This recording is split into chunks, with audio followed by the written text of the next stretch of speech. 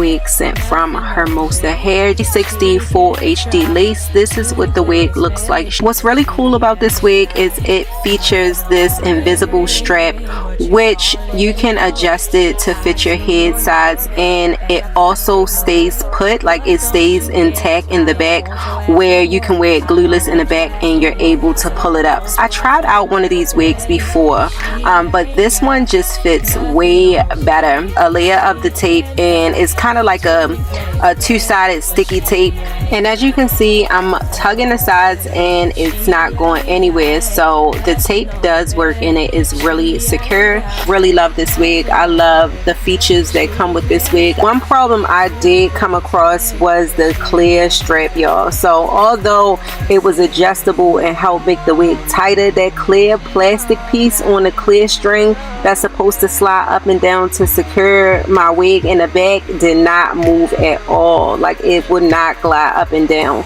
So hopefully if you do buy this wig, you won't have the same issue. But luckily the wig fit perfectly on my head, so I didn't need to adjust the straps. Yeah, that's what we looking like. I just think that it came together so cute, y'all, because I feel like it looks really natural in the back. So this is what the back looks like.